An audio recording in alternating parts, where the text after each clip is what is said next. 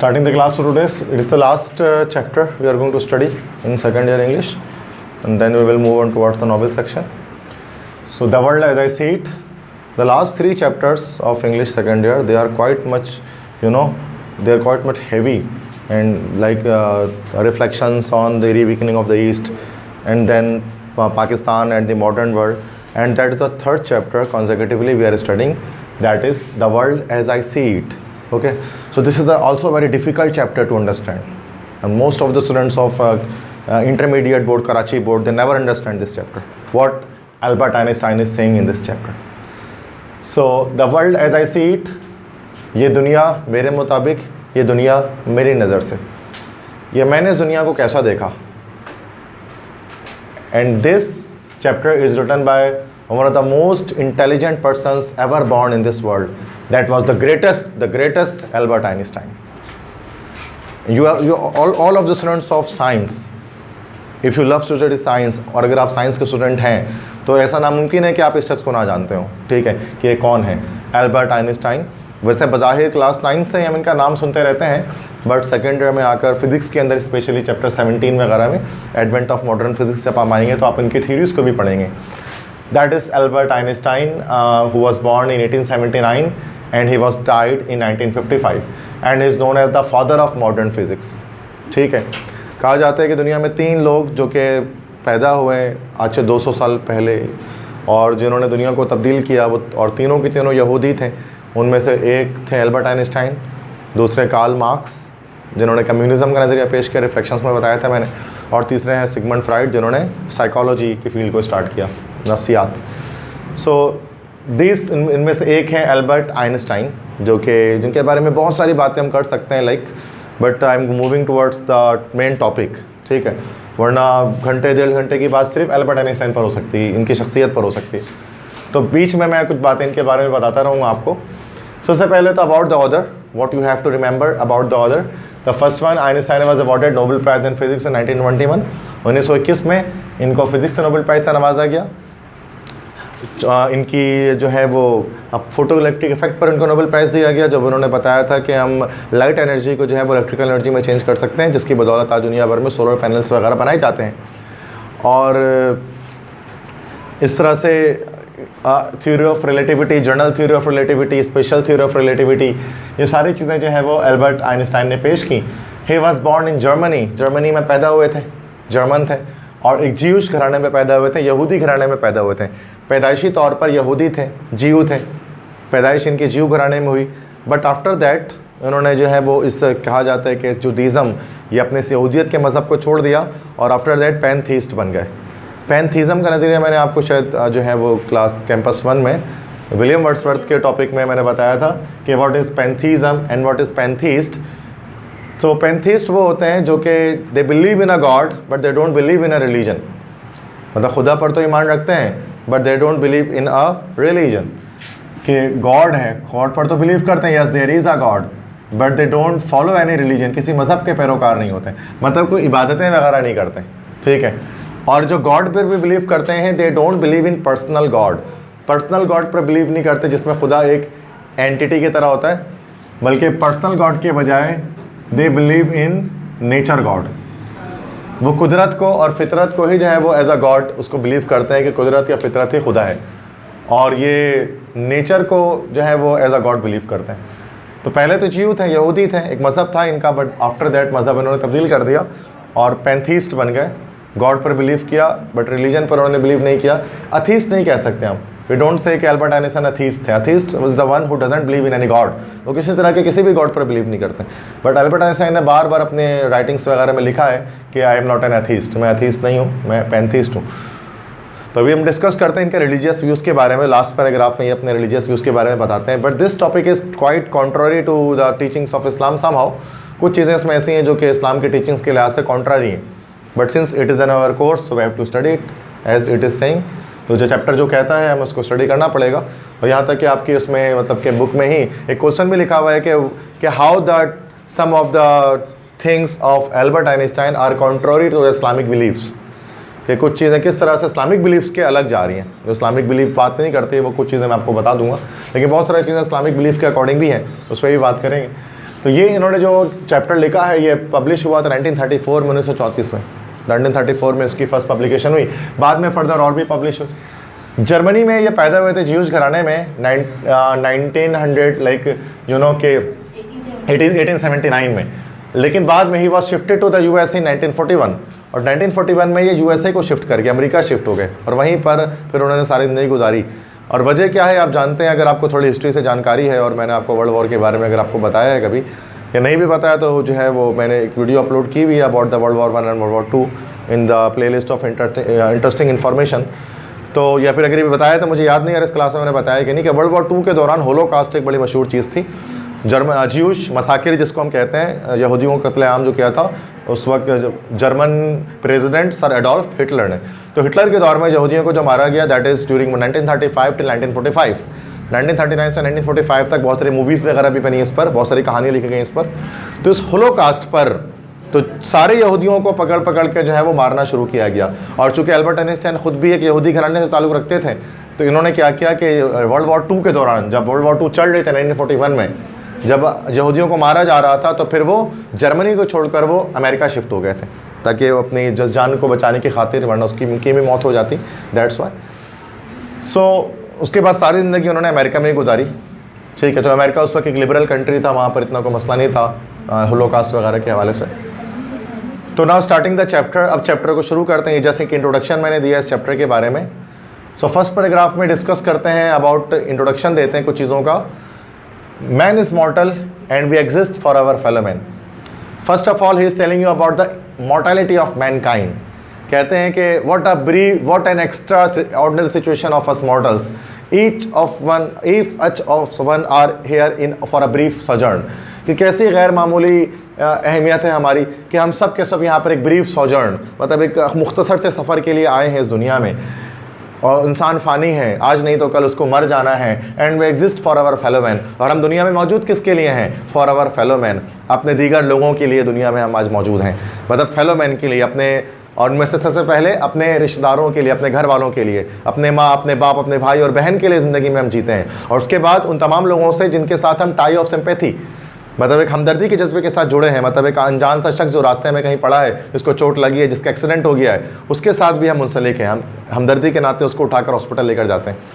तो इंसान दूसरे इंसान के लिए दुनिया में जीता है। Mankind is there for another mankind and class differences are contrary to justice. और तबकाती फ़र्क इंसाफ के ख़िलाफ़ है। जो तबकाती फ़र्क है, छोटे और बड़े का फ़र्क, अमीर और गरीब का फ़र्क, ठीक है, पैसे वाले और कम पैसे वाले का फ़र्क, मालिक और ग़ुलाम का फ़र्क, ये सारे जो फ़र्क हैं they are contrary to justice, ये इंसाफ के ख़िलाफ़ है। दुनिया में ऐसा नहीं होना चाहिए कि क्लास डिफरेंसेस हों, मतलब कि इसीलिए उससे पहले जो है वो कार्ल मार्क्स ये बात कर जा चुके थे करके बोर्जुआ और प्रोलेटारिया तबके के बारे में कि भाई क्लास डिफरेंसेस, तबकाती फ़र्क, अमीर और गरीब के बीच जो एक लाइन है, सरहद है, वो नहीं ड्रॉ होनी चाहिए। अगर ऐसा ड्रॉ है, अगर दुनिया में अमीर और गरीब के तबकात मौजूद हैं मुल्कों के अंदर, तो उसका मतलब वहाँ पर इंसाफ पर काम नहीं हो रहा, वो इंसाफ के ख़िलाफ़ है। अगर अमीर और गरीब का फ़र्क किसी तरह से दुनिया में मौजूद है तो, और यही फ़र्क दुनिया में इश्ताल अंगेज़ी क्रिएट करता है, ठीक है। तो क्लास डिफरेंसेस कॉन्ट्ररी हैं जस्टिस से, इंसाफ से। Plane living is good for everybody, और प्लेन लिविंग मतलब सादा ज़िंदगी जीना हर इंसान के लिए अच्छा है। Every one has to live a plain life, a simple life, सादा ज़िंदगी जीना। और इस्लाम भी हमें सादा ज़िंदगी जीने का दर्ज देता है। या the holy prophet, the prophet of Arabia, नबी करीम सल्लल्लाहु अलैहि वसल्लम, इन्होंने भी जो है वो हमें क्या दर्ज दिया? एक सादा ज़िंदगी जीने का। और सादा ज़िंदगी जीने ही हाइजेनिक ज़िंदगी जीना है, और वो इंसान जो है फिर ज़्यादा खुशहाल रहता है, वो अच्छा है हर एक शख्स के लिए। अल्बर्ट आइंस्टाइन ने अपने खुद के भी कैरेक्टर से बताया कि वो बहुत ज़्यादा एक सादा लाइफ जीते थे, मतलब कोई ज़्यादा कोई जो है शो ऑफ वाली ज़िंदगी उनके अंदर नहीं थी। वो एक वाक़या आपने उनके बारे में पढ़ा होगा कि एक बार उनको जो है वो सुबह जाना था किसी कंट्री, जर्मनी से, मतलब उनको फ्रांस जाना था, कोई पेरिस जाना था किसी उसको करने के लिए, स्पीच को डिलीवर करने के लिए। और स्पीच डिलीवर करने के लिए जब वो पेरिस की तरफ गए तो सुबह उठे तो लेट हो चुके थे, मतलब लेट हो चुके थे और फ्लाइट निकलने वाली थी। तो उनके जो वाइफ थी, उनकी वाइफ ने जल्दी जल्दी में क्या किया कि अच्छा, वो तो अपने नाइट सूट पर मलबूस थे, जो नाइट सूट था उनका वो मलबूस था उस पर। उनकी वाइफ ने उनको जल्दी जल्दी जो है वो क्या किया कि जो है वो तमाम कपड़े वगैरह पैक करके डिफरेंट सूट वूट वगैरह ये सब दिए, और कहा कि आप जो है एयरपोर्ट में या फिर वहाँ जाकर उसको पहन लेगा होटल में। तभी आप जल्दी में निकल रहे हैं, तो वो 10 दिन का मतलब हफ्ते भर का टूर था, सॉरी हफ्ते भर का टूर था, तो वहाँ पर चले गए और हफ्ते भर का टूर लगाकर जब वो वापस आए तो उनकी वाइफ ने देखा कि जिस कपड़े में गए थे उसी कपड़े में वापस आ गए। मतलब जो नाइट सूट पहन कर गए थे पेरिस, तो तमाम वहाँ पर जो है वो उन्होंने स्पीचेस भी डिलीवर किए हैं, सब कुछ किया और वापस भी वो नाइट सूट में उठ कर आ गए।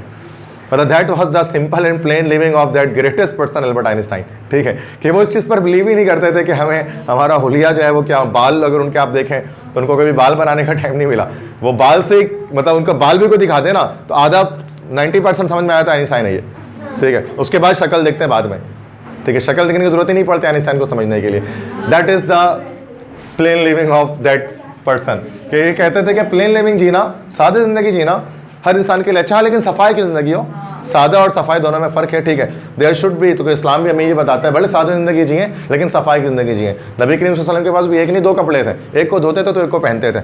2 ही कपड़े थे, एक धोते थे फिर एक पहनते थे, एक धोते थे फिर एक पहनते थे, लेकिन धो के ही पहनते थे, डायरेक्ट नहीं, जो भी है। ठीक है, मतलब नबी की मैं सुन्नत बता रहा हूँ, सुन्नत थी ये नहीं कि 50 कपड़े, 2 ही कपड़े थे, लेकिन लाजमी उसको एक को धोते थे फिर एक को पहनते थे। That is how. और ये हमें बहुत बड़ा सबक मिलता है। ये बहुत बड़ी डिस्कशन है इस पर जो मैं बता रहा हूँ। ठीक है, बट मैं अभी इस पर नहीं आ रहा, उलमा कराम इस पर ज़्यादा अच्छी तरह से मुझसे बता सकते हैं सादगी के बारे में। नेक्स्ट सेकंड पैराग्राफ पे हम आते हैं। तो फर्स्ट पैराग्राफ में तो सिंपल ये बात 3 पॉइंट समझ में आ गया आपको। सेकंड में he is a disbeliever of human freedom in philosophical sense. यहाँ पर ह्यूमन फ्रीडम इंसानी आज़ादी की बात की जा रही है। अब यहाँ पर कहते हैं कि I am a disbeliever of human freedom in a philosophical sense. मैं फलसफियाना तर्ज पर इंसानी आज़ादी का इंकारी हूँ, ह्यूमन फ्रीडम का इंकारी। देखो इंसान के पास अकल है और अकल जो है वो शरीर है, अकल जो है वो शरीर है। अगर अकल आप अपने फ्री विल जिसको हम कहते हैं, अगर आप फ्री विल को अपने दिमाग के मुताबिक इस्तेमाल करोगे तो अकल आपको गुमराही की तरफ लेकर जाएगा। इस्लाम भी यही कहता है, हम भी यही कहते हैं, साइंस भी यही कहती है कि आप, आइंस्टाइन भी यही कहते हैं कि मैं इंसानी आज़ादी का डिसबिलीवर हूँ, कि इंसान इतना ज़्यादा नहीं, अकल को एक तरह से ना, अकल को किसी चीज़ का मोहताज बनाना। अभी मैं इसको समझाता हूँ, काफ़ी लंबी बहस है इसमें, सारी बातें यही हैं यहाँ से यहाँ तक कंप्लीट, तो उसमें कोई भी कहानी नहीं है, सिर्फ कुछ फ़िलासफ़ीज़ हैं।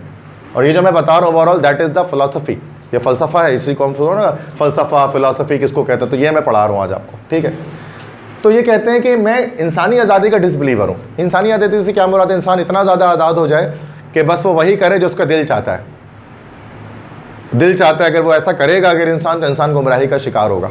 ठीक है, तो ऐसा नहीं होना चाहिए। फलसफियाना तर्ज पर देखो, ह्यूमन फ्रीडम से मुराद एक तो उसकी फिजिकल आज़ादी, वो तो चाहिए, उसको चेन में बांध के नहीं रख सकते हैं, उसके ऊपर कोई मालिक नहीं आ सकता उसके ऊपर। इंसान आज़ाद पैदा हुआ, आज़ाद ही रहेगा, लेकिन फिजिकली। बट फिलोसफिकल सेंस में बात की जाए तो फिर जहन की आज़ादी, अकल की आज़ादी वो आपको ख़तरे में डाल देती है। कि आप अकल को इस तरह से इस्तेमाल करो कि आप खुदा, रसूल, नबी की बातों को छोड़ दो और सब बोलो मेरा अकल ये बोलता तो मैं ये करूँगा, तो इस सूरत में आप गुमराही के शिकार होते हैं, उस सूरत में आपको परेशानी भी होती है। तो यही चीज़ कह रहे हैं, तो ये बड़ी गहरी बात कर रहे हैं, ज़रा समझें। We perform actions with external compulsion and inner necessity.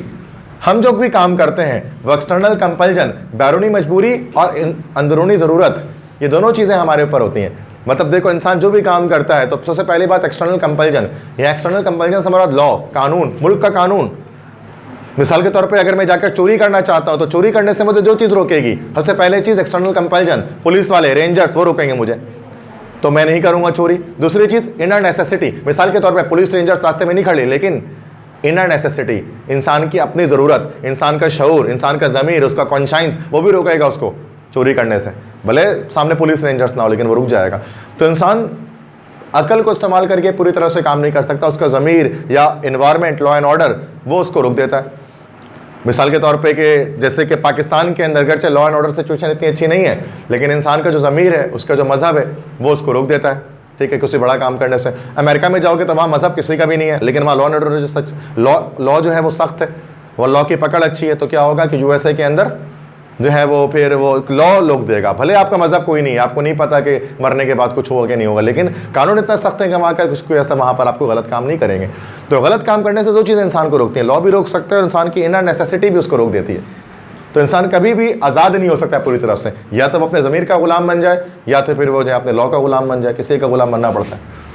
A man can do as he will but not will as he will. अच्छा, ये एक कोटेशन दे रहे हैं सेकंड पैराग्राफ में आर्थर शोपेनहॉर की। आर्थर शोपेनहॉर कौन थे? He was a German pessimist philosopher. एक कदीम ज़माने में एक मशहूर जर्मन पेसिमिस्ट किसे कहते हैं? तंग नज़र, नेगेटिव थिंकर। एक ऑप्टिमिस्ट होता है पॉजिटिव थिंकर, जो गिलास को आधा खाली कहता है, वो पेसिमिस्ट होता है।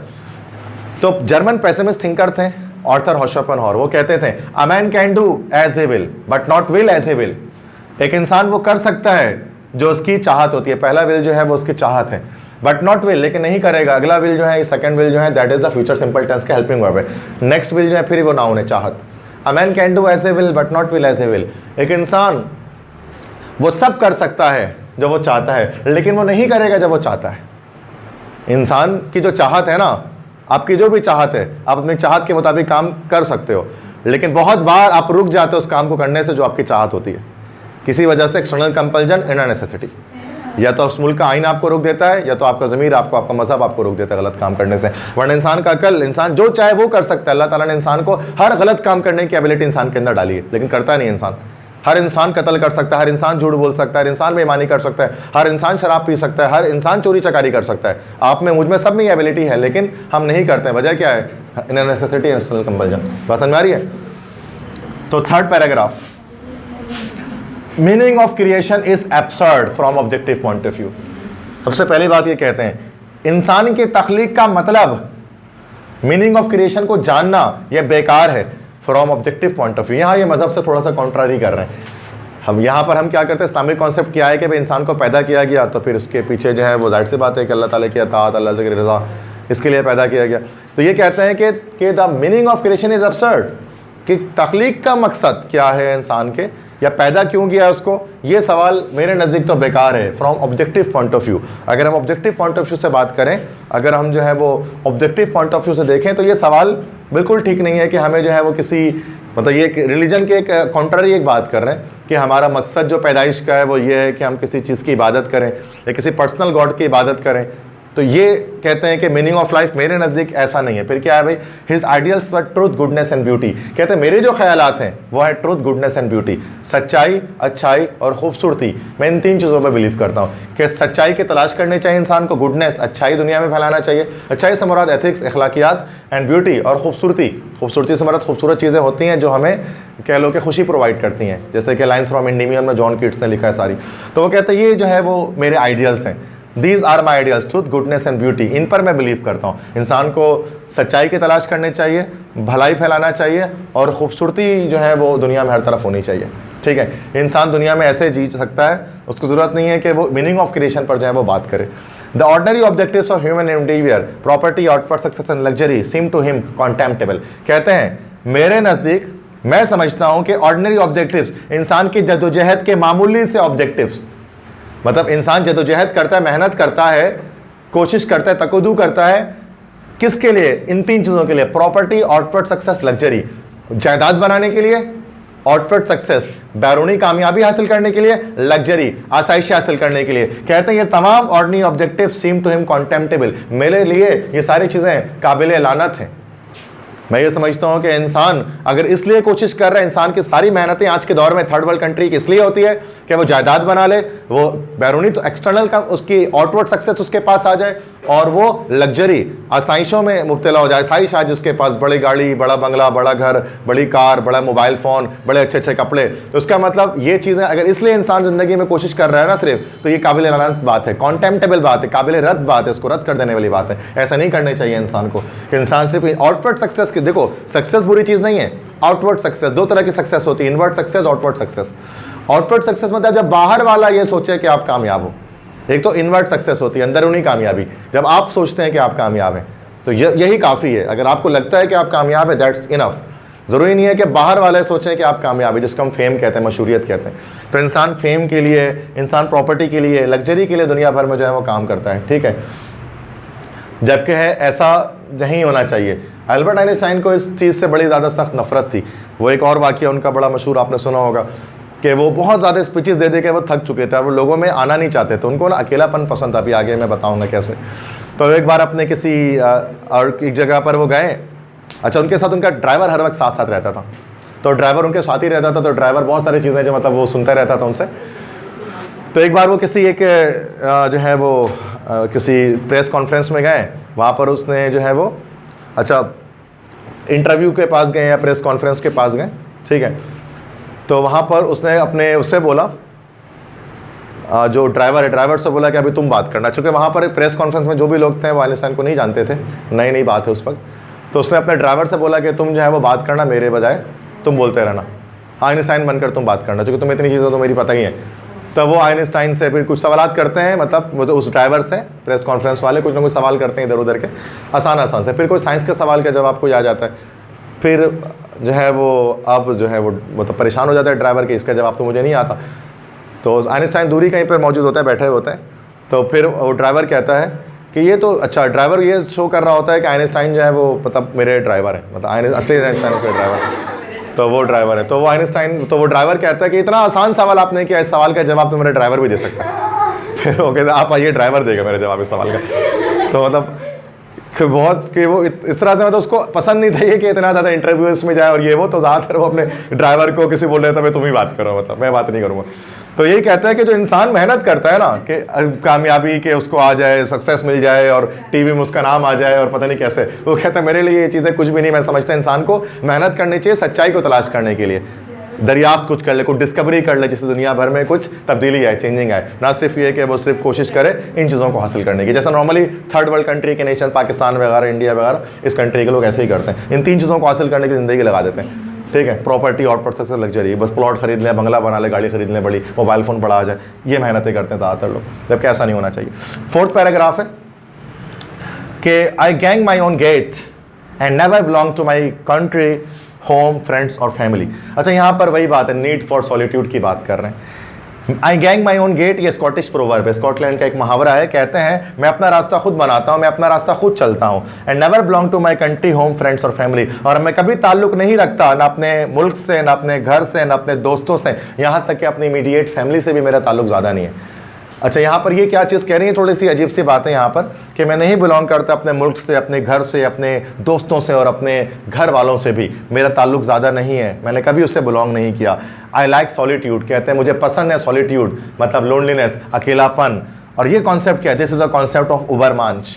ये उबरमांश कॉन्सेप्ट, उबर मतलब होता है सुपर इन जर्मन, उबर नाम की टैक्सी भी होती है, सुपर की जर्मन वर्ड है uber, Ubermensch, superman theory, that is a Nietzsche superman. एक और ग्रीक फिलोसफर था, उसका नाम था Friedrich Nietzsche. Friedrich Nietzsche Greek philosopher था, उसी ने ये कॉन्सेप्ट पेश किया था, फ्रेडरिक नीत्शे ने। ये आपके जो यहाँ मैंने लिखा, अब ये बात एज अ कोर्स के अंदर नहीं लिखी हुई आपकी, just I am going to tell you. Nietzsche superman. Nietzsche कौन था?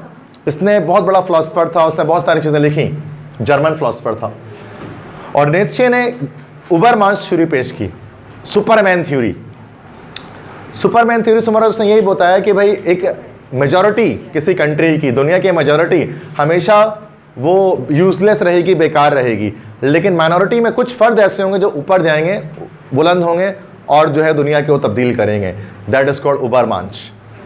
इसी उबरमांश थ्योरी को अल्बर्ट आइंस्टाइन ने अपने अंदर लगाया कि उसने कहा कि नहीं, मुझे जो है वो अलग रहना है, बुलंद रहना है बाकी सबसे। इसलिए उनको अकेलापन पसंद आता था, उनको अकेला रहना पसंद था, लोनलीनेस पसंद थी, बजाय इसके कि वो मतलब, और लोनलीनेस में जब इंसान जाता है तब उसके ऊपर हकीकत आश्कार होती है। नबी करीम सल्लल्लाहु अलैहि वसल्लम अगरचे वो घर में साथ रहते थे, लेकिन जब वो गारे हिरा में जब वो गए, अकेले रहते थे, तो वहाँ पर उन पर जो नबूवत जो है वो आश्कार हुई, नबूवत उन पर नाजिल हुई रियाजत के बाद। तो अकेलापन जो है वो उसके अंदर एक बहुत स्ट्रेंथ है, उसके अंदर ताकत, एक ख़ास किस्म की मिस्टीरियस एक ताकत है जो इंसान को दूसरों से मुमताज़ कर लेती है, बुलंद कर देती है। इसलिए ज़्यादातर बड़े लोग अकेले रहना पसंद करते हैं बजाय उसके। हाँ, वो चीज़, अब वो बात है यहीं पर, बिल्कुल सिंपल सी बात, इस्लामिक कॉन्सेप्ट के खिलाफ एक बात हो गई। ये बात ये फर्स्ट पॉइंट पे कर चुके हैं। ये अगर ये लाइन अगर आप पढ़ो ना तो फिर वापस आओ इस बात पे, we exist for our fellow man. इसका मतलब क्या है, हम बाकी लोगों के लिए दुनिया में हैं। यहाँ पर ये बात एक अलग तर्ज पे कर रहे हैं, अलग मतलब अलग थलग रहना, मुख्तलिफ रहना दूसरों से। और ये कॉन्सेप्ट और भी लोगों ने दिया है। यही कॉन्सेप्ट अगर आप देखें तो डॉक्टर लामा मोहम्मद इकबाल, इन्होंने भी सेम यही कॉन्सेप्ट आपको दिया है। जो उबरमांश जिसको फ्रेडरिक नीत्शे कहा करता था, लामा इकबाल उसी को मर्द मोमिन कहा करते थे, अल्लामा इकबाल उसी को शाहीन कहा करते थे। अगर लामा इकबाल के 3-4 अशार अगर आप देखो ना तो आपको जो है वो उससे समझ में आ जाएगा। एक शेर जैसे कि है कि वो शेराजी मैंने उसमें पढ़ा था, लाइक दैट, बाकी भी अशार हैं कि परिंदों की दुनिया का दरवेश है शाहीन, कि परिंदों की दुनिया का दरवेश हूँ मैं कि शाही बनाता नहीं आशियाना। कि शाहीन जो है वो आशियाना नहीं बनाता। इकबाल का शाहीन जरा उसका तर्ज समझो, नहीं तेरा नशीमन कर से सुल्ताने के गुंबद पर, तो शाही है बसेरा कर पहाड़ों की चट्टानों पर। शाहीन एक ऐसा परिंदा है जो लोगों में नहीं रहता, अलग रहता है, बुलंद रहता है बाकी सबसे, बाकी परिंदों के साथ नहीं रहता, लोगों में नहीं रहता, अलग रहता है। तो शाही है बसेरा कर पहाड़ों की चट्टानों पर, अलग रहने का दर्ज देते हैं। और फिर कहते हैं ना, अल्फाजो मानी में तफावत नहीं, लेकिन करगिज़ का जहाँ और है, शाही का जहाँ और है। ठीक है ना, सॉरी उलट कह दिया कि परवाज़ है दोनों का एक ही जहाँ में, करगिज़ का जहाँ और है, शाही का जहाँ और है। अल्फाजो मानी में तफावत नहीं, लेकिन मुल्ला की अज़ा और है, मुजाहिद की अज़ा और है। ठीक है, तो शाहीन का कॉन्सेप्ट जो इकबाल देते हैं ना, तो शाहीन का कॉन्सेप्ट भी सॉलिट्यूड का कॉन्सेप्ट है, अकेलेपन का कॉन्सेप्ट है, माशरे में जुड़ने का कॉन्सेप्ट नहीं है कि आप दूसरों से बुलंद रहो ताकि क्या कर सको कि माशरे में तब्दीली ला सको। आइंस्टाइन ने अपने आप को ऐसे ही बताया कि मुझे आई लाइक सॉलिट्यूड, मुझे अकेलापन पसंद है। और ये पूरा एक फ़लसफ़ियाना एक पूरा बैकग्राउंड है इस बात के पीछे कि अकेलापन क्यों पसंद है, फ़लसफ़ी अकेले क्यों रहते हैं, वजह क्या होती है उसके पीछे, क्योंकि they wanted to appear a different person than the rest of the society so that they can make some great change in the society. ठीक है, आइंस्टाइन इस वजह से वो बात बता पाए जिसको दुनिया का कोई इंसान नहीं बता पाया। कहा जाता है कि आइंस्टाइन की जो थ्योरी थी, थ्योरी ऑफ रिलेटिविटी, वो दुनिया में उस वक्त अल्बर्ट आइंस्टाइन की ज़िंदगी तक सिर्फ 14 लोग ऐसे थे जिनको ये थ्योरी समझ में आती थी। There were only 14 people in the world who knew about the theory of relativity, otherwise बाकी लोग समझ ही नहीं पाते थे। वो एक और वाक़या आपको पता होगा, आइंस्टाइन की चार्ली चैपलिन से जब मुलाकात हुई थी, चार्ली चैपलिन और आइंस्टाइन की मुलाकात हुई थी, दोनों एक के दौर के हैं। Charlie Chaplin was the actor of silent films, comedy movies ज़्यादातर बनाया करते थे। तो चार्ली चैपलिन की जब मुलाकात होती है आइंस्टाइन से, तो आइंस्टाइन चार्ली चैपलिन की तारीफ इन अल्फाज में करते हैं कि you are a great person, you don't utter a single word but people do understand you and praise you, कि आप इतने अजीम शख्स हैं कि आप एक लफ्ज़ मुँह से नहीं निकालते हैं लेकिन लोग आपको समझ भी जाते हैं और फिर आपकी तारीफ भी करते हैं आप क्या कहना चाह रहे हैं। साइलेंट मूवीज़ थी ना उस दौर में, सारे इमोशंस वो साइलेंटली बता दिया करते थे, खुशी, गमी, हैरत, सब कुछ। फिर चार्ली चैपलिन ने कहा आइंस्टाइन से, you are greater than me, why, because the people praise you even when they don't understand you. कि वाहिद आप शख्स हैं, आपको तो दुनिया समझ भी नहीं पाती, 14 लोग तो समझे हैं आपको, उसके बावजूद दुनिया आपकी तारीफ करते हैं कि यार इस बंदे ने कोई बड़ी बात की है। ठीक है, तो ये समझे बिना ही तारीफ करना आइंस्टाइन की काबिलियत थी। आइंस्टाइन ने जो ग्रेविटेशनल वेव्स 1916 में उन्होंने ग्रेविटेशनल वेव्स के बारे में नजरिया पेश किया था, ग्रेविटेशनल वेव्स कुछ होती हैं, लेकिन उस दौर की साइंस इतनी ज़्यादा तरक्की याफ्ता नहीं थी कि ग्रेविटेशनल फोर्स को वो डिटरमाइन कर पाती, बता पाती। तो सन 2016 में आइंस्टाइन के थ्योरी के 100 साल के बाद पहली बार ग्रेविटेशनल वेव्स को डिस्कवर किया गया और बताया गया कि 100 साल पहले आइंस्टाइन की बात ठीक थी। आइंस्टाइन ने थ्योरी ऑफ रिलेटिविटी को पेश किया, जिसके अंदर वाक़या मेराज को आज हम साबित करते हैं साइंस के जरिए कि जब कुछ बॉडी लाइट की स्पीड से ट्रैवल करती है तो वक्त उसके लिए रुक जाता है, थम जाता है। ये बड़े बड़े कॉन्सेप्ट आइंस्टाइन ने दुनिया के लिए पेश किए। न्यूटन की जो मैकेनिक्स उसको पूरा चेंज करके मॉडर्न मैकेनिक्स की तरफ लेकर आए आइंस्टाइन। ठीक है, न्यूटन की एक मैकेनिक्स, न्यूटन की एक अलग दुनिया थी क्लासिकल फिजिक्स, और एक दुनिया थी आइंस्टाइन की मॉडर्न फिजिक्स, जिससे सारी चीज़ों को तब्दील किया गया। ठीक है, और वो जो फिजिक्स में आप ज़्यादा डिटेल के साथ उसको डिस्कस करेंगे। आइंस्टाइन के बारे में कहा जाता है छोटे जब थे बचपन में तो बहुत ज़्यादा कह लो कि मतलब एक तरह से एक अनप्रॉमिसिंग स्टूडेंट थे कि जब वो छोटे ही थे, 3 क्लास में थे, तो उनको जो है वो स्कूल से घर भेज दिया गया एक पर्ची डायरी लिख करके, आपका बच्चा हिसाब में बहुत कमज़ोर है, हम उसको नहीं पढ़ा सकते। तो आइंस्टाइन की वालदा ने स्कूल की तालीम उसको घर पे दिलवाई, क्योंकि स्कूल वाले कहते थे ये हिसाब में बड़ा कमज़ोर है। और आइंस्टाइन को इसलिए स्कूलों से नफरत हो गई सख्त ज़िंदगी में हमेशा, और कोटेशन भी उनके स्कूलों के खिलाफ बहुत सख्त सख्त आए। उन्होंने कहा था ना कि every child is born intelligent until admitted to school, हर बच्चा ज़हीन होता है जब तक स्कूल में दाखिल नहीं किया जाता। ठीक है, education is what which remains that you have forgotten what you have learned in school. तालीम क्या है? तालीम वो है, तालीम हर वो चीज़ है जो आप भूल चुके हैं, जो कुछ आपने स्कूल में सीखा है। स्कूल में जो सीखा है उसको भुला दो तो जो बच गया वही तालीम है। ठीक है, तो ये तो आइंस्टाइन के बड़े मशहूर कोटेशंस हैं जो कि आप उसको बड़े सोचने से ताल्लुक़ रखते हैं कि क्या बात कर रहे हैं इसके अंदर वो, क्योंकि स्कूलिंग का एक अलग एजेंडा है, आगे हम इसको डिस्कस करेंगे स्कूलिंग का एजेंडा क्या है। ठीक है, वो आगे पैराग्राफ आ रहे हैं उसके बारे में। समझ में आ गई बात 4th पैराग्राफ तक। ना 5th पैराग्राफ में ये बात करते हैं, डिस्कस करते हैं आइंस्टाइन्स पॉलिटिकल व्यूज़। ये अपने पॉलिटिकल व्यूज़ के बारे में बताते हैं, उनके जो सियासी नज़रियात हैं, और कहते हैं कि आई लाइक डेमोक्रेसी, कि मुझे डेमोक्रेसी पसंद है, जमहूरियत पसंद है। जमहूरियत किसे कहते हैं भाई? कि government for the people and by the people, जिसमें लोगों को एक हक हासिल होता है कि वो अपने रिप्रेजेंटेटिव्स को खुद चुन सकते हैं, एलेक्ट कर सकते हैं, सेलेक्ट नहीं कर सकते हैं, एलेक्ट कर सकते हैं। ठीक है, कि उसमें वो इंतखाब होता है, इलेक्शंस होते हैं, फिर उसके बाद कोई शख्स जो है वो इक़्तिदार में आ जाता है। तो इनको डेमोक्रेसी पसंद थी। N autocratic system of कोवर्शन soon degenerates. एक ऑटोक्रेटिक सिस्टम, वो जुल्म का, वो बहुत जल्द ख़त्म हो जाता है। अच्छा, ऑटोक्रेटिक सिस्टम किसे कहते हैं समझना। Autocracy, autocracy is same like dictatorship. एक तो डेमोक्रेसी होती है जिसमें आवाम की हुकूमत होती है, और एक होता है ऑटोक्रेसी। ऑटोक्रेसी या डिक्टेटरशिप जिसमें किसी एक शख्स को मुतल्लिकुल अनान होता है, वो मतलब एक शख्स जो है वो डिक्टेटर होता है, वो सुप्रीम पावर होता है और उसी के पास सारे इक़्तिदार होता है और वो जुल्म भी करता है लोगों पर। तो ऐसी सिचुएशंस पर कहते हैं कि ये जुल्म का ये सिस्टम बहुत जल्द ख़त्म हो जाता है, ज़्यादा देर तक नहीं चल सकता। ऐसी सिचुएशन पे जैसे नॉर्थ कोरिया के अंदर जैसे मौजूद है कि किम जोंग उन जो उसके प्रेसिडेंट हैं वो पूरी तरह से डिक्टेटर हैं और वो बहुत जुल्म सितम करते हैं अपने लोगों पर। आपने पढ़ा होगा नॉर्थ कोरिया के बारे में। तो वो ऑटोक्रेटिक सिस्टम है। आइंस्टाइन कहते हैं कि ऐसे ऑटोक्रेटिक सिस्टम को मैं पसंद नहीं करता और ये सिस्टम आज नहीं तो कल ख़त्म हो जाना है। जैसे कि इंग्लैंड के अंदर जो सुप्रीम ऑटोक्रेटिक सिस्टम था, एक वक्त आया कि डेमोक्रेसी आ गई इंग्लैंड के अंदर। फ्रांस के अंदर इतनी बड़ी जो है बादशाह चल रही थी सन किंग लुइस की, फ्रेंच रेवोल्यूशन आया और डेमोक्रेसी वहाँ पर भी आ गई। ईरान के अंदर जो है वो रज़ा शाह पहलवी का ख़ानदान हुकूमत कर रहा था। आखिरकार जो है इमाम खुमैनी के दौर में जो है वो इस्लामिक रेवोल्यूशन वहाँ पर आया और जमहूरियत आ गई, डेमोक्रेसी आ गई ईरान के अंदर और बादशाह ख़त्म हुई। जानते होंगे आप 90s की रेवोल्यूशन जो थी। तो हर जगह पर ऐसा होता है, एक वक्त आता है ऑटोक्रेसी ख़त्म हो जाती है और जमहूरियत दुनिया में आ ही जाती है। ही अपोज्ड इटली एंड रशिया, और इन्होंने बलखुसूस इटली और रशिया को हिट किया और अपोज किया कि वहाँ पर जो हो रहा है ऑटोक्रेटिक सिस्टम के अंदर ये मुझे पसंद नहीं है। इटली में उस वक्त फाशिस्ट पार्टी अरूज में थी, फाशिज्म या फाशिस्ट पार्टी अरूज में थी और उसको जो लीडर था आप जानते हैं वर्ल्ड वॉर 2 में भी वो लीडर था इटली का, बेनिटो मुसोलिनी। तो बेनिटो मुसोलिनी उस वक्त जो है वो he was the president of Italy और वो एक तरह से पूरा सुप्रीम लीडर था। लेकिन आखिरकार क्या हुआ? अच्छा, ये लिख रहे हैं 1934 में और 1945 में क्या किया वहाँ के लोगों ने, बेनिटो मुसोलिनी मतलब वहाँ के इटली के लोगों ने बेनिटो मुसोलिनी को जो है वो बीच बाजार में उसको जो है वो फांसी दे दी, बीच बाजार में उसको जो है वो तख्ते सूली से लटका दिया। उसके अपने लोगों ने लटका दिया उस प्रेसिडेंट को। ठीक है, चूंकि एक वक्त आता है सून डिजेनरेट, वो ख़त्म हो जाती है। ये जुल्म का निज़ाम ज़्यादा देर तक नहीं चल सकता। कहते ना कि जैसे साहिल लुधियानवी कहते हैं कि जुल्म फिर जुल्म है, बढ़ता है तो मिट जाता है, खून फिर खून है, टमकेगा तो जम जाएगा। तो जुल्म आखिरकार एक वक्त आता है, बढ़ जाता है और ख़त्म ही हो जाता है। आखिरकार जुल्म देर तक नहीं कायम रह सकता दुनिया में कहीं पे भी, जुल्म का निज़ाम ख़त्म होता ही होता है।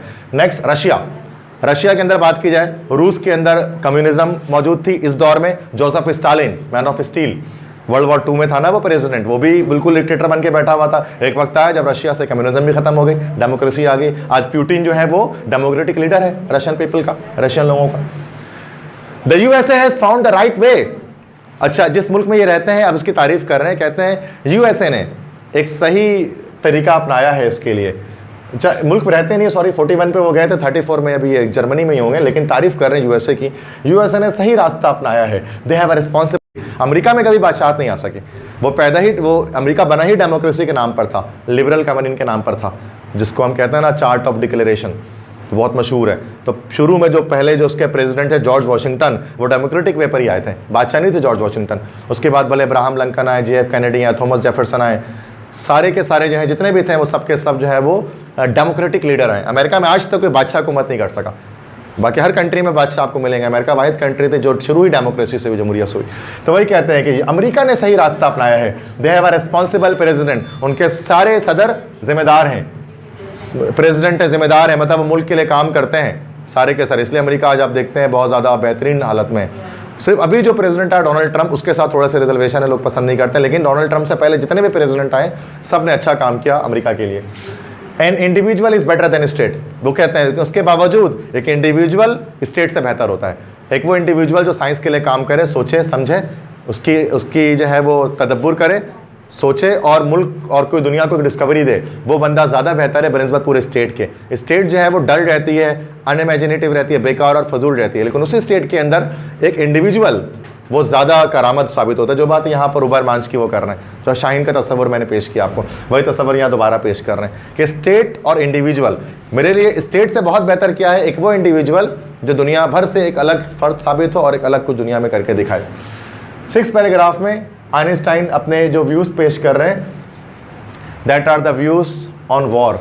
अच्छा, यहाँ पर ऑटोक्रेटिक सिस्टम के बारे में मैं बता दूं कि वो क्यों डिजेनरेट हो जाता है। तो मैंने एक बात आपको बताई थी ना कि किस तरह से जो है वो, और जितने भी शायर हैं उन्होंने जो है वो इसी चीज़ के बारे में बताया कि भाई ये सिस्टम ख़त्म हो जाएगा। पाकिस्तान के अंदर भी बहुत बार ऐसा दौर आया कि जब डेमोक्रेटिक पीपल आए, लोग आए, जिनमें से एक हमारे पास जैसे मिलिट्री डिक्टेटर्स आए, जैसे कि जनरल ज़ियाउल हक जब थे, तो उस वक्त जनरल ज़ियाउल हक के दौर में कहा जाता है कि फिर उसमें एक शायर थे फैज़ अहमद फैज़, उन्होंने उनके ख़िलाफ़ सख्त एक मतलब तनकीद लिखी कि किसी तरह के लोगों की हुकूमत होनी चाहिए। एक ऑटोक्रेटिक सिस्टम कि कोई शख्स आ जाए, मार्शल लॉ लगा दे और ख़ुद जो है वो बन के बैठ जाए सदर, तो ऐसा नहीं होना चाहिए। तो उनके नज़र बड़ी मशहूर है, हम देखेंगे, लाजिम है कि हम भी देखेंगे वो दिन के जिसका वादा है जो लोहे अज़ल में लिखा है, जब जुल्म व सितम के कोहे गिरा रूई की तरह उड़ जाएंगे हम, महकुमों को पाँव तले जब धरती धड़ धड़ धड़केगी और अहले हकम के सर ऊपर जब बिजली कड़कड़ कड़केगी, जब अर्ज़ खुदा के काबे से सब बुत उठवाए जाएंगे हम, अहले सफ़ा मरदूद हरम मसनद पे बिठाए जाएंगे, सब ताज उछाले जाएंगे, सब तख्त गिराए जाएंगे, हम देखेंगे बस नाम रहेगा अल्लाह का जो गायब भी है हाजिर भी, जो मंजर भी है नाजिर भी, उठेगा अनल हक का नारा जो मैं भी हूँ और तुम भी हो, और राज करेगी खल्क़े खुदा जो मैं भी हूँ और तुम भी हो। तो बहुत नज़म थी, पूरी नज़म जो है जनरल ज़ियाउल हक की रिमिचिम के ख़िलाफ़ लिखी गई थी कि लोगों को हुकूमत देनी चाहिए, जमहूरियत होनी चाहिए। और ये आज टीवी में हर जगह पर आप हम देखेंगे नाम के सॉन्ग्स वगैरह चल रहे होते हैं ये, लेकिन लोगों को बैकग्राउंड स्टोरी नहीं पता कि लिखा किस लिए गया था, किस वजह से लिखा गया था। ठीक है, अच्छा, सो अब आता है Einstein's views on the war. Einstein के जंग के बारे में क्या व्यूज़ थे, जंग को क्या समझते थे। तो याद रखिएगा, जिस तरह से बर्ट्रैंड रसल थे, सेम बिल्कुल वैसे ही Einstein was also a pacifist. Pacifist the person who hates war, जिसको जंगों से नफरत हो, जो चाहते दुनिया से जंग खत्म हो जाए, that person is called a pacifist. तो आइंस्टाइन कहते हैं war seems to him a countable thing, कि मेरे नज़दीक जंग एक बेकार काबिल लानत सी चीज़ है, जंग पहले मैं लानत भेजता हूँ, एक ऐसी चीज़ है ये। I would rather be hacked in pieces than taking part in such an abominable business. मैं टुकड़ों में तकसीम कर दिया जाना पसंद करूंगा बजाय इसके कि मैं इस बेकार से काम में इन्वॉल्व हूं। मैं कभी किसी जंग में शामिल नहीं होगा, मुझे टुकड़े टुकड़े में तकसीम कर दे मैं ये पसंद करूंगा, लेकिन मैं जंग में नहीं जाऊंगा कभी भी किसी। Wars are fought for political and commercial interest. जंगें लड़ी जाती हैं किस वजह से, पॉलिटिकल एंड कमर्शियल इंटरेस्ट। मुल्क अपने सियासी मफाद और अपने मौशी मफाद को पूरा करने के लिए जंगों को लड़ती हैं, और जिसको कहती थी ये मिसेस मेल्डन कहती थी ऑर्गेनाइज्ड बुचरी ऑफ वॉइस, कि लड़कों का एक ज़बा खाना है ना। मैंने पढ़ा था कि वॉट एक सवाल पढ़ा था फर्स्ट टाइम में कि मिसेस मेल्डन का क्या नजरिया था जंगों के बारे में। वो भी एक पैसिफिस्ट थी, जंगें उनको पसंद नहीं थी, पूरे हमने प्ले में पढ़ा था स्टार्ट से एंड तक ये बात। तो वो कहते हैं कि जंगें लड़ी जाती हैं कमर्शियल इंटरेस्ट और पॉलिटिकल इंटरेस्ट के लिए थ्रो, और इसका प्रोपेगेंडा कैसे किया जाता है, थ्रो स्कूल एंड प्रेस। स्कूलों में और प्रेस में, अखबारात में, किताबों में जंगों के बारे में बात लिखी जाती है, ऐसी ऐसी कैप्टर्स आपको पढ़ाए जाते हैं, ऐसे ऐसे प्रोग्राम आपको दिखाए जाते हैं कि अहद वफा और ये वो, जिसमें आपको पता लगता है नहीं जंग होनी चाहिए, इंडिया की ईंट सीट बजा देंगे और ऐसा कर देंगे वैसा। किताबों से, अखबारात से, ड्रामों से, फिल्मों से आपके अंदर ये इंडोक्ट्राइन किया जाता है। क्योंकि जाहिर सी बात है जब आपको जंग के बजाय अमन अगर आपके दिमाग में आ जाएगा ना, तो आप तो फ़ौरन से बोलोगे कि फौजी तो किसी काम के नहीं है, क्यों रखे हुए आर्मी, ख़त्म करो आर्मी को। ठीक है, तो यही मैं बात बता रहा हूँ। देखो, जुल्म के खिलाफ उठ खड़ा होना हर इंसान के लिए ज़रूरी है, जुल्म के खिलाफ उठ खड़ा होना, पॉलिटिकल एंड कमर्शियल इंटरेस्ट के लिए उठ खड़ा होना कोई अच्छी बात नहीं है। लेकिन ज़्यादातर जंगें आज जो लड़ी जाती हैं ना ज़माने में, वो पॉलिटिकल और कमर्शियल इंटरेस्ट के लड़ी जाती हैं, जुल्म के खिलाफ नहीं लड़ी जाती है। जुल्म तो ऐसे बहुत सारे पाकिस्तान के अंदर जुल्म हो रहे लोगों के अंदर, इंजस्टिस नहीं मिल रहा, इंसाफ नहीं मिल रहा, पानी नहीं मिल रहा, खाना नहीं मिल रहा, खुराक नहीं मिल रहा, अच्छे हॉस्पिटल नहीं, अच्छे स्कूल नहीं है, ये भी तो जुल्म है। इसके खिलाफ उठ खड़ा होना जिहाद है, ये जंग है, इसके जंग क्यों नहीं कर रहे तुम? ये इंडिया पाकिस्तान की जंगें क्यों, सिर्फ पॉलिटिकल एंड कमर्शियल इंटरेस्ट है ये। ठीक है, इस पर बहुत बात हम कर सकते हैं। अच्छा, इस पर इसी बात पर जो तुम्हारा सवाल है कि साहिल लुधियानवी साहब जो हैं, उन्होंने एक नज़म भी लिखी थी, बड़ी मशहूर है, ज़रा इसको समझिएगा और कोशिश कीजिएगा समझने की। खून अपना हो या पराया हो, नस्ल आदम का खून है आखिर, जंग मशरिक में हो कि मगरिब में, अमन आलम का खून है आखिर। बम घरों पर गिरे के सरहद पर, रूह तामीर जख्म खाती है, खेत अपने जलें के औरों के जीस्त फाकों से तिल मिलाती है। टैंक आगे बढ़ें कि पीछे हटें, कोक दर्दी की बांझ होती है, फतेह के जश्न हो कि हार का सोग, जिंदगी मैयतों पर रोती है। जंग तो खुद एक मसला है, जंग का मसलों का हल देगी, आग और खून आग बख्शेगी, भूख और एहतियाज कल देगी। इसलिए ऐ शरीफ इंसानों, जंग टलती रहे तो बेहतर है, आप और हम सबकी के आंगन में शमा जलती रहे तो बेहतर है। बरतरी के सबूत की खातिर खून बहाना ही क्या ज़रूरी है, घर की तारीकियाँ मिटाने को घर जलाना ही क्या ज़रूरी है। जंग के और भी तो मैदान है, सिर्फ मैदान कश तो खून ही नहीं। आओ इस तेरे बख्त दुनिया में फ़िक्र की रोशनी को आम करें, अमन को जिनसे तकवीत पहुँचे ऐसी जंगों का एहतमाम करें। ठीक है, ये बहुत ग्रेट नज़म है पैसिफिज्म पर, ठीक है, कि क्यों जंगें बुरी हैं। हमारे यहाँ क्या स्कूलों में और किताबों में और मीडिया में जंगों पर उकसाया जाता है। साहिर लुधियानवी, ये इंडियन शायर हैं, बहुत मशहूर हैं, साहिर लुधियानवी। बहुत सारे बॉलीवुड सॉन्ग पुराने ज़माने के, कभी कभी मेरे दिल में ख्याल आता है, ये इन्होंने लिखा था साहिर लुधियानवी ने, ठीक है, बहुत मशहूर शायर हैं। अच्छा, तो ये बात इनके वॉर के बारे में जो व्यूज़ थे हमने उसको डिस्कस किया कि जंगों के बारे में क्या नतीजे रखते हैं। तो जंग की नफरत करते थे। पेपर में अगर आपका सवाल है कि what is attitude of Einstein about war, तो ये सब बात उसमें आप बता सकते हैं। Next 7th paragraph, last paragraph, that is Einstein's religious views. Einstein के रिलीजियस व्यूज पर, उनके मजहबी नजरिए पर आखिरी पैराग्राफ ही लिखते हैं। और क्या कहते हैं इसमें, थोड़ी गहरी बात कर रहे हैं। Mystery is the fairest thing that develop science and religion. पुरस्कारियत, मिस्ट्री, ये वाहिद चीज़ है जो क्या करती है भाई, जो डेवलप करती है साइंस को और जो डेवलप करती है रिलीजन को, मजहब को। साइंस कैसे शुरू हुई, मजहब कैसे शुरू हुआ, दोनों की शुरुआत पुरस्कारियत से हुई। जब इंसान सोचता था ना आग कैसे लगती है, पेड़ पौधे कैसे उगते थे, तो इसने क्या किया, साइंस को ईजाद किया। उसके बाद जब देखा लोगों ने कि इंसान मर जाते हैं, मरने के बाद कहाँ चले जाता है, पुरस्कारियत थी ना, तो फिर क्या हुआ, रिलीजन की स्टार्टिंग हुई, मजहब की शुरुआत हुई। मजहब और साइंस दोनों की शुरुआत मिस्ट्री से हुई है। इंसान नहीं जानता था कुछ भी, इंसान नहीं जानता था सबको किसने पैदा किया, इंसान नहीं जानता था कि दुनिया कैसे बनाई, खेत कैसे लहलाते हैं, सूरज कैसे तुलो तो कैसे गुरूब हो जाता है, सूरज ज़मीन चांद आसमान बनाया किसने, सब कुछ इंसान के पास जवाब नहीं था। तो आखिरकार मज़हब की शुरुआत हुई और हमें मज़हब से इन चीज़ों का जवाब मिला। तो पुरस्कारियत ने ही मज़हब को शुरू किया। साइंस है ना, आग कैसे लगती है, आग कैसे जलती है, जब बॉल जाकर दीवार पर टकराते तो वापस क्यों आ जाता टकराने के बाद, ये सारी चीज़ें साइंस ने फिर शुरुआत की। पुरस्कारियत, दैट इज कॉल्ड मिस्ट्री, इसने इन चीज़ों को डेवलप किया। In this sense I am a deeply religious person. और कहते हैं इस चैप्टर के अंदर इस तरीके से, मैं एक डीपली रिलीजियस पर्सन हूँ, मैं एक बेहद ज़्यादा मजहबी इंसान हूँ। लेकिन मेरे नज़दीक मजहब क्या चीज़ है भाई, देखो अल्लाह तक पहुँचने के, खुदा तक पहुँचने के दो रास्ते होते हैं, दो रास्ते होते हैं, ठीक है, या खुदा तक दो लोग पहुँच पाते हैं। ये बात एक उर्दू के एक बहुत मशहूर अफसाना निगार थे अशफाक अहमद ज़ाविया, जिन्होंने लिखा। अशफाक अहमद ने एक नॉवेल लिखी है, बड़ी मशहूर, पीटीवी में टेलीकास्ट भी किया गया, यूट्यूब पे पूरा ड्रामा मौजूद है, मन चले का सौदा। मन चले का सौदा, मन चले का सौदा एक बड़ी मतलब 20-30 ईयर्स बैक एक ड्रामा रिलीज़ हुआ था, यूट्यूब पर मौजूद है, और नॉवेल अगर आप पढ़ते हैं तो उसमें भी मिल जाएगा आपको। मन चले का सौदा के अंदर अशफाक अहमद साहब कहते हैं कि खुदा तक सिर्फ दो ही लोग पहुँच पाते हैं, एक साईं और एक साइंटिस्ट। एक साईं पहुँच पाता है और एक साइंटिस्ट पहुँच पाता है। साइंस जो है वो दरवेशी इख्तियार करके पहाड़ों में, जंगलात में जाकर खुदा तक पहुंचता है। साइंटिस्ट एक्सपेरिमेंटल लेबोरेटरी के अंदर जो है खुदा तक पहुंचता है। दोनों ही खुदा तक पहुंचने की चीज़ें हैं। अल्बर्ट आइंस्टाइन कहते हैं मैं खुदा तक पहुंचता है लेबोरेटरी के थ्रू, साइंस के थ्रू मैं खुदा तक पहुंचना चाहता हूँ।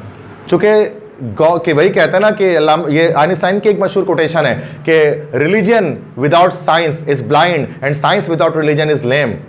ठीक है, कि साइंस और रिलीजन दोनों एक साथ साथ हैंड इन हैंड चलती हैं।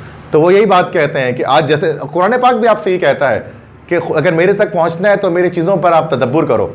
ज़मीन में, चांद में, सूरज में और आसमान में निशानियां हैं कर रखने वालों के लिए। तो अल्लाह ताला आपसे कहता है आसमान को देखो, बारिश कैसे होती है इसको देखो, चांद कैसे निकलता है इसको देखो। मतलब साइंस को पढ़ो, और साइंस को जब जितना ज़्यादा आप पढ़ते हैं खुदा पर ईमान आपको उतना कामिल होता है ना। एक वो इंसान जिसको साइंस नहीं आती, खुदा पर उतना कामिल इंसान उसका नहीं हो सकता जितना उस इंसान का ईमान कामिल होता है जिसको साइंस की आती है।